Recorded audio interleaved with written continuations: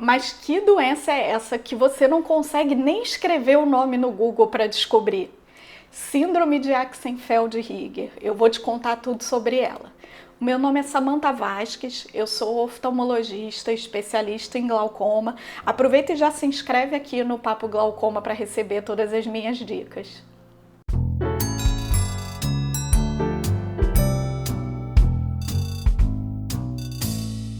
A síndrome de Axenfeld-Rieger é a doença mais comum que causa glaucoma congênito.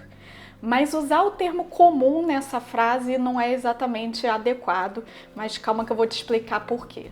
O glaucoma congênito é o glaucoma que é decorrente de uma má formação no olho enquanto o bebezinho ainda está no útero durante a gestação. Essa malformação, ela afeta a região do ângulo do olho, que é a estrutura do olho responsável pela drenagem do líquido que preenche os olhos por dentro.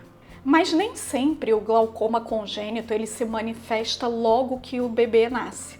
Às vezes pode acontecer de o bebê já nascer com os sinais e os sintomas do glaucoma, mas em outros casos o bebê nasce com a má formação e ele vai desenvolver o glaucoma depois de algum tempo.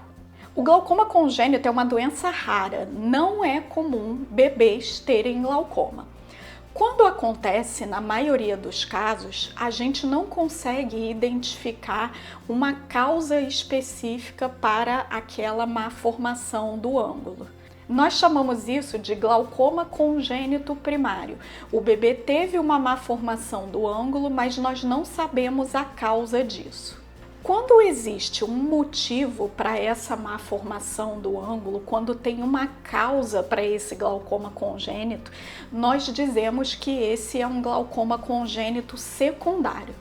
E a causa mais comum que nós conseguimos identificar é a síndrome de Axenfeld-Rieger, que é uma doença genética.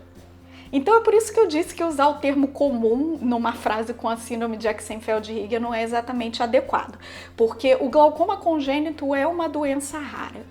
Quando ele acontece, geralmente ele não tem uma causa específica. E nos raros casos em que tem uma causa específica, o que nós identificamos na maioria dos casos é a síndrome de Axenfeld-Rieger. Então essa é uma doença que é bastante rara. Como a síndrome de Axenfeld-Rieger é uma doença de origem genética, é relativamente comum que a gente encontre na família mais de um caso. Mas nem todo mundo que tem a síndrome vai desenvolver glaucoma. A gente não tem estatísticas muito boas disso, tem dados que variam de 50% a 75%.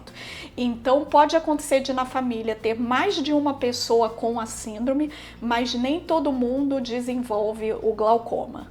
Quando ele acontece, o glaucoma ele é mais comum de acontecer na infância, nas pessoas que têm a síndrome, mas ele pode ocorrer desde o nascimento até a vida adulta. Eu tenho pacientes que só começaram a ter glaucoma depois de adultos com a síndrome.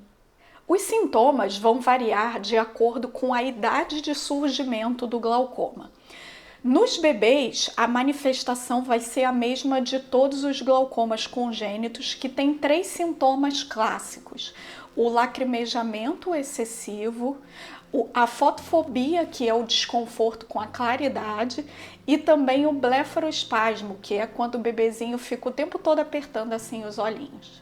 Já quando o glaucoma acontece nas crianças maiores ou nos adultos, ele pode não gerar nenhum sintoma inicialmente, até que com o passar do tempo, sem tratamento, vai acontecendo a perda de visão.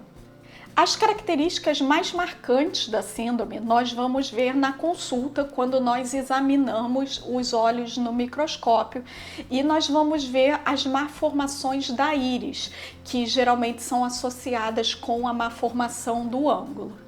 Então, nessas pessoas que têm a síndrome de Axenfeld-Rieger, a íris, que é o colorido do olho, ela pode apresentar uma série de malformações, como buracos, alteração de coloração, alteração de formato, áreas de afinamento, como vocês estão vendo nessas fotos aqui de alguns pacientes meus. Além das alterações dos olhos, as pessoas que têm a síndrome de Axenfeld-Rieger, elas podem apresentar também outras malformações pelo corpo. E o mais frequente, o mais classicamente associado com a síndrome, são as malformações dentárias. O tratamento mais adequado vai depender da idade de manifestação, do estágio e da gravidade do glaucoma. Os tratamentos mais utilizados são os colírios e também a cirurgia de trabeculectomia, conhecida como TREC, que é a cirurgia clássica do glaucoma.